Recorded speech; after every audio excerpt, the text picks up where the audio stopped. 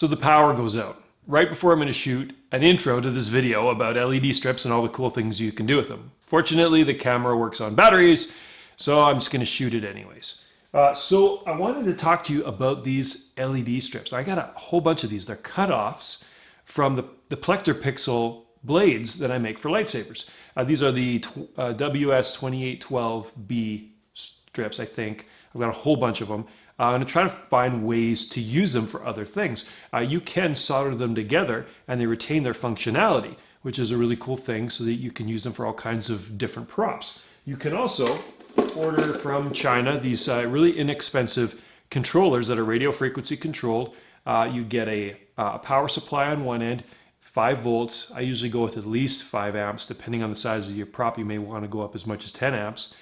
And then they plug into the strips on the other end and you get a little remote control. You have like 300 different animations. Some of them work with audio, so they respond to music, work with your smartphone. There's all kinds of different options of things you can do to control these strips. So I've used them in a number of different props around the shop. And today I'm going to show you a way that I'm going to use them just to make a really inexpensive and simple but very cool Christmas present for someone as soon as the power comes back on. Except that the power never went off. I lied. I just wanted to show another example of how cool these LED strips are and the different animations that you can use with them. Psych!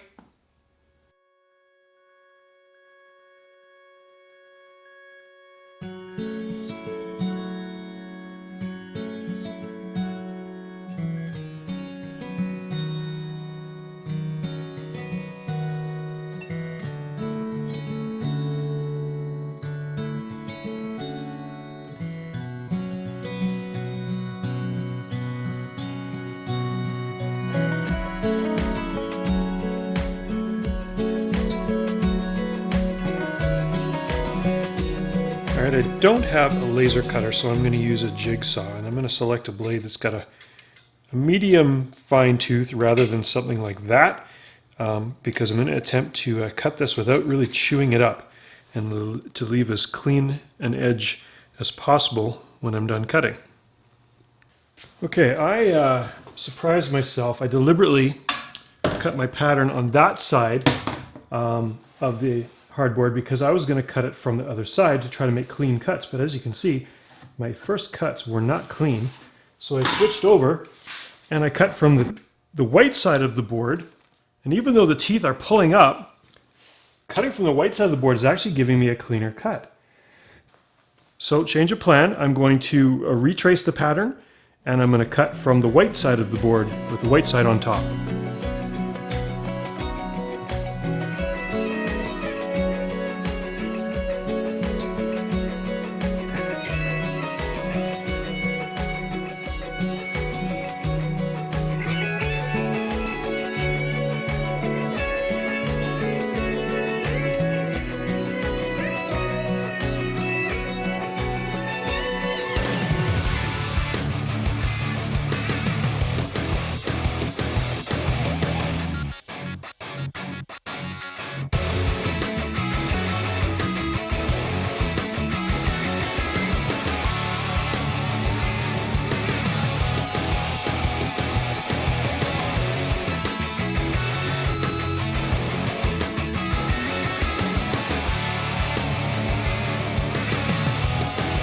Okay, so I've got all these scraps left over from Plector Pixel blades, and you'll notice a couple things about these scraps. They're all the same kind, WS2112B or whatever it is.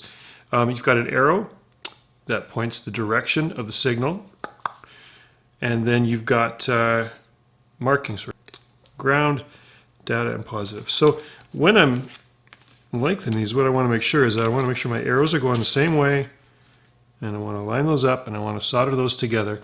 Now what I'm going to do first is I'm going to pre-tin those pads, and then I'm going to clamp these in place and solder them together to make strips as long as I need.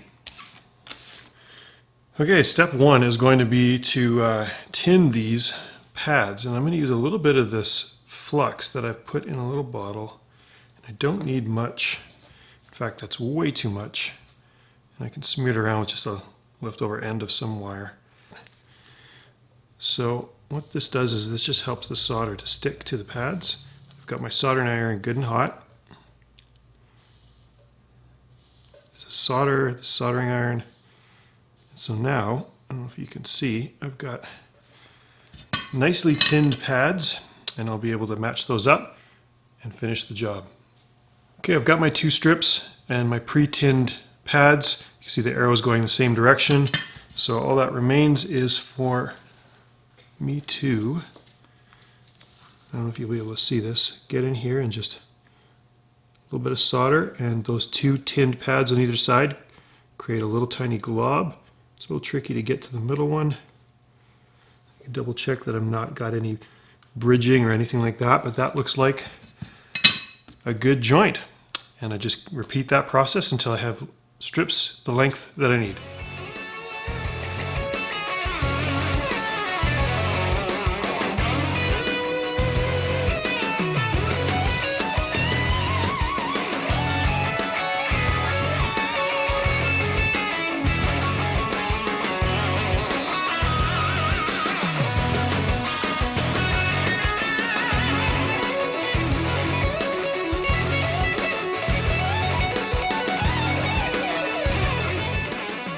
One of the things I'm going to do, because the hardboard is actually pretty flimsy and it can break, I'm actually using this foam as structurally.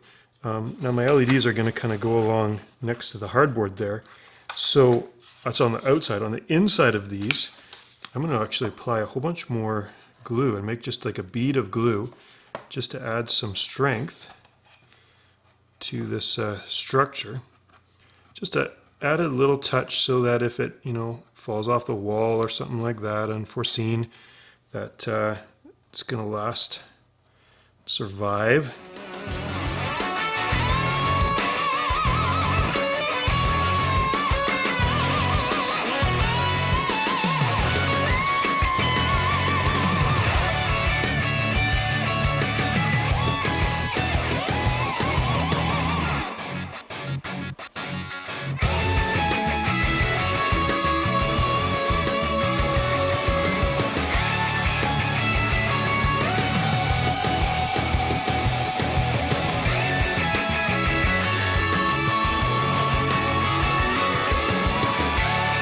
Okay, one of the final things I'm going to do is put some backing in here so that when this hangs on the wall, a nail will be in the wall, and I'll want it to be able to catch on something right around in here. So I've got some of this same foam. I'm just going to bend it, and what I'm going to do is just glue that in right where I think this is going to go. Try to do this quickly and efficiently without creating too much of a fuss. And then as long as my nail sticks out from the wall about 3/16 of an inch, it will catch on this. Probably should have used clamps or something, but I think as I can get it close, this hot glue is actually quite good. I'll have to peel this away because this will want to stick to the wall. So I'll have to make sure that there's no hot glue here, because that over time will stick to the paint in the wall and will peel the paint off. So I'll clean that up, or I'll put a piece of masking tape over that. Always got to do whatever you can to protect the paint. So this is not something that the average person will see, but I still wanted it to be approximately the right color so that if for whatever reason someone's looking sideways along the wall, they're not going to notice something out of place. Okay, I'm just finishing up, and of course these blemishes and imperfections and marks and things that you'll see are going to be against the wall, so they won't be visible. Only the flip side really is what's visible in the illumination. The last thing I wanted to do was basically make an extension cord that's going to run down the wire. Run down the wall, and I wanted it to be white, so I ordered some 22 gauge white stranded wire, and I connected it to my power supply on one end, and I've got the same jack here on the other end, and I just need to figure out how I want to run the wire, plug it in, and then figure out where I want that wire to dangle down the wall. I might drill a hole or something like that, but it's ready to hang on a wall and test. It works. And as you can see, the reason I didn't run the perimeter LEDs all the way around the outside in one continuous circuit was because that way that the animation of the LED would make a circle. It's not what I wanted. For some props it may be awesome, but for this I wanted the animation to flow over the prop, over the turtle, over the fins, which is why I did LEDs in segments. And of course, if you've got your handy dandy little remote, you can change the mode, the color, you can change the speed, you can change the animation. Some of these will respond to sound and music. The possibilities are endless. So I hope that you found this fun and insightful and helpful in adding pixel illumination to your prop project. If you like videos like this, please subscribe to my channel. Thanks again for watching.